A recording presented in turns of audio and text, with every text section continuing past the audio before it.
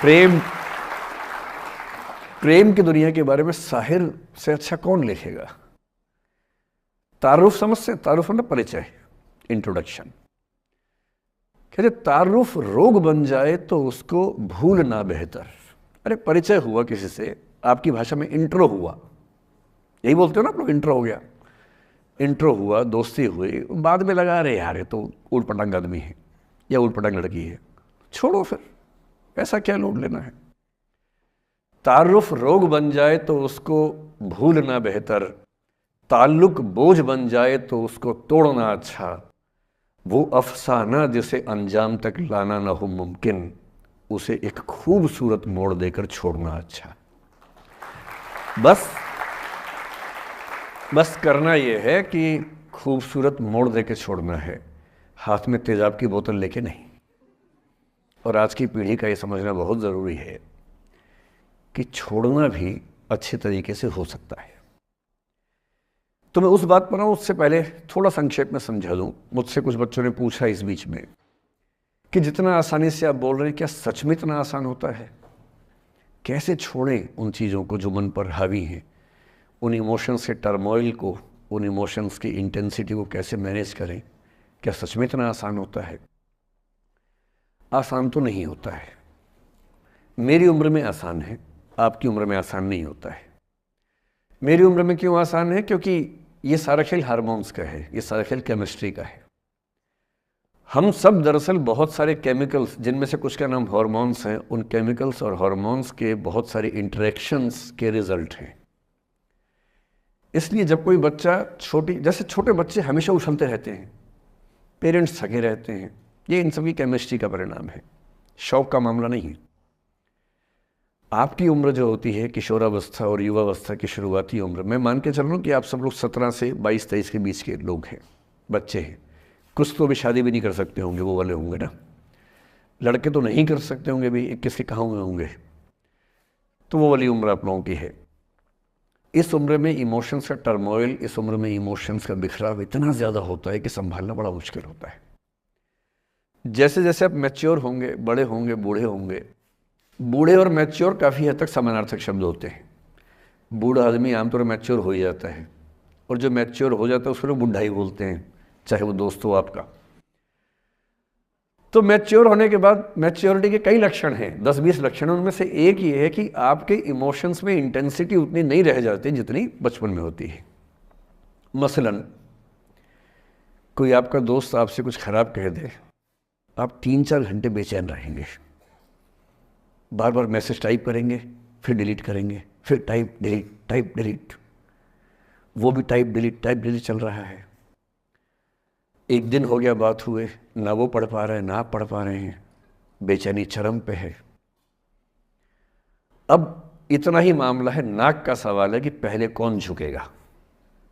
सारे संबंधों में स्तर इसी बात से तय होता है कि पहले कौन झुकेगा, और जो एक आध बार झुक गया वो जिंदगी भर झुकता है उसके बाद। इससे लोग शुरू में बहुत केयरफुल होते हैं कि झुकना नहीं है। 3-4 ज्ञानी पीछे बैठे ही होते हैं कि नहीं झुकना नहीं है, वो झुकेगा, वो झुकेगी, तू क्यों झुकेगा। इन ज्ञानियों से बचना बहुत ज़रूरी है, ज़िंदगी जहर बना देंगे आपकी। अब दोनों ईगो फाइट कर रहे हैं कि पंजा किसका गिरेगा, इस पर फाइट चल रही है। 2 दिन हो गए, 3 दिन हो गए, उसके बाद एक आध आदमी पिघल जाता है, उसको लगता है भाड़ में जाए यार, बात नहीं हो पा रही, तुम ईगो कर रहे हो। फिर वो फ़ोन मिलाता है, ये भी फ़ोन की इंतज़ार में 3 दिन से सो भी नहीं रहा बेचारा, हीरो बेशक बन ले पर बेचैन तो भाई। खटाक से फ़ोन उठता है, अब दोनों कान में फ़ोन लगा के रखिए, कोई नहीं बोल रहा, चुप। क्या बातचीत चल रही है सोचिए, एक भी शब्द नहीं, एकदम चुप। थोड़ी देर के बाद कंफर्म करने के लिए कि है भी या नहीं, एक बोलता है हेलो, माँ से आवाज़ आती है कोई एक मैं थोड़ा ऐसी जोकर टाइप की बात करता हूँ, मुझे मोटिवेशनल स्पीकर ना समझे आप लोग, मैं ऐसी हंसी मजाक ही करना आता है मुझे, वही मैं करता हूँ। लेकिन इससे आप ये ना सोचिए कि मुझे पढ़ाना नहीं आता, मैं पढ़ा भी लेता हूँ इसके लिए मुझे वो भी आता है, लेकिन अभी क्योंकि आप बच्चे छोटे हैं तो मैं आपके साथ वैसी बात ही कर रहा हूँ। अब ये सब चल रहा है, अब इसमें अगर कोई एक व्यक्ति झुक गया, बात आगे हो गई तो हो गई, वरना कई रिश्ते ऐसे भी होते हैं जो इसी बिंदु पे खत्म हो जाते हैं कि तेरा भाई नहीं झुकेगा, भाभी झुकेगी, और उधर जीजू झुकेंगे, दीदी नहीं झुकेगी, जीजू झुकेंगे, दीदी क्यों झुकेगी, और ना जीजू झुक रहे ना भाभी झुक रही और उस चक्कर में जो अभी बेचारा रिश्ता बना भी नहीं था, वही वो ज़मींदोज़ हो गया, वही वो ख़त्म हो गया। पर ठीक है, हो गया तो हो गया, भाड़ में जाए, ऐसा क्या है, डर किस बात का है इसमें। लेकिन मैं फिर भी आपसे कहूँगा, मेरी उम्र में क्या होता है, जैसे मुझे कोई फ़ोन करे कि मैं आपसे बहुत नाराज़ हूँ, तो मैं कहता हूँ अच्छा ठीक है, कल बात करेंगे। नहीं, मैं आपसे बहुत नाराज़ हूँ, मेरा दिल टूट गया है। मैं कहता हूँ देखो मुझे नींद आ रही है अभी, let me sleep, we will talk tomorrow, you just do one thing, write down all the points and we will discuss in the morning, when I come to office you come to my cabin and we will discuss, don't worry, I will find out the solution for you.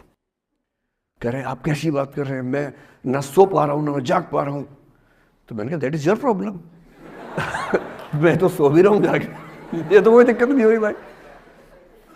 तो मैं तो ऐसा हो चुका हूँ कि दुनिया में कुछ भी हो जाए मुझे टाइम पे नींद आ जाती है, कुछ भी हो जाए, मतलब एक आध, अब जैसे मेरी माता जी की मृत्यु हुई तो मुझे नींद नहीं आई कुछ दिनों तक, ठीक बात है, नहीं आनी चाहिए उस समय, तब भी आ गई तो फिर इंसान और पत्थर में क्या अंतर बचा, सीधी सी बात है। But keeping aside those rare instances, कोई कुछ भी कर ले हमें तो बढ़िया नींद आती है। और मैं ये कहना चाह रहा हूं, मैंने ये सीखा है अपने पिताजी से, और सीख सकते हैं इसको, ये केवल तुक्के की बात नहीं है, सीख सकते हैं। मेरे जो पेरेंट्स हैं, पिताजी और माँ, वो एक अनूठा कॉम्बिनेशन है। अच्छा, किसी शादीशुदा जोड़े से अकेले में बात करके देखिए, जब वो कंफर्टेबल हो आपके साथ, आप उनको बोलिए कि मुझ में और मेरी पत्नी में या मुझ में और मेरे पति में ज़्यादा चीज़ें मैच नहीं होती हैं। सीरियस होकर बोलना, मजाक के मूड में नहीं, सीरियस मुंह बना के बोलिए, थोड़ा भरोसे में लेके। दुनिया का हर जोड़ा आपसे बोलेगा आप में तो फिर भी कुछ मैच होता है, हम में तो कुछ मैच नहीं होता, एक भी मैच, सारे जोड़े ऐसे ही चल रहे हैं। सबको लगता है कि उसका घर बढ़िया चल रहा है, मेरा ही ठीक नहीं चल रहा, क्योंकि उसका घर आपने फेसबुक पे देखा है, अच्छी अच्छी फोटो देखी हैं, 24 घंटे में से जो 2 अच्छे मिनट आए थे उसमें ली गई 25 फोटो में से बेस्ट फोटो फेसबुक पे आई थी, और अपने घर में आप बाकी 24 घंटे में से 2 मिनट छोड़ के बाकी देख रहे हैं। तो दूसरे का घर हमेशा अच्छा लगता है कि यार लाइफ हो तो उनके जैसी हो। तो हमारे माता पिता भी स्वभाव उनका भी थोड़ा अलग रहा, सबका है, हमारा भी है। तो मेरे पिताजी हैं मस्त मौला आदमी, जैसे कबीर दास एकदम फक्कड़ मस्त मौला आदमी, भाड़ में जाए दुनिया उस मूड में रहते हैं, नुकसान हो जाए भाड़ में जाए। गीता का सार उन्होंने अपने मन में बिठा लिया है। उनका बड़े से बड़ा नुकसान हो जाता है तो क्या बोलते हैं, हमारा क्या था जो लाए थे, जो लिया यहीं से लिया, जो दिया यहीं दिया, साथ लेके क्या जाना है, बात खत्म, कोई टेंशन ही नहीं उनको। और बाकी सब लोग टेंशन में कि अब क्या करें, ये हो गया वो हो गया, कैसे मैनेज करें। मेरी माँ को तनाव हो जाता था, और जब पिताजी ऐसे हो तो माँ को तनाव होगा, सीधी सी बात है। अगर माँ वैसी होती पिताजी तनाव में रहते हैं, तो सामान्य बात है। जब घर में एक व्यक्ति मस्त मौला हो तो बाकी लोग तनाव तो फिर बांटेंगे ना आपस में। वो बड़ा तनाव में रहती थी, उनको घर की चिंता, बच्चों की चिंता बहुत सताती थी। पिताजी भी चिंतित थे बच्चों को लेकर, जैसे कोई पिता होता है, पर उनकी नेचर थी कि ठीक है देख लेंगे जो होगा, अरे देख लेंगे, अरे भाड़ में जाओ, उस मूड में रहते हैं, आज भी रहते हैं। मेरी माँ 73 की उम्र से कुछ महीने पहले चल बसी, उनका जीवन समाप्त हुआ। मतलब मुझे नहीं पता कि जीवन क्यों समाप्त होता है, क्योंकि बड़े बूढ़े कहते हैं कि हर व्यक्ति की सांस का इतिहास है, सांसें लिखी हुई हैं ईश्वर ने, उतनी सांसें मिलेगी। मुझे बहुत भरोसा इस बात में है नहीं, क्योंकि भगवान ऐसा क्यों करेगा कि जापान में सांसें ज़्यादा लिखेगा और अफ्रीका में कम लिखेगा, भगवान ऐसा क्यों करेगा। और अगर सांसें पहले से लिखी हुई है तो हमारी जीवन प्रत्याशा क्यों बढ़ती जा रही है।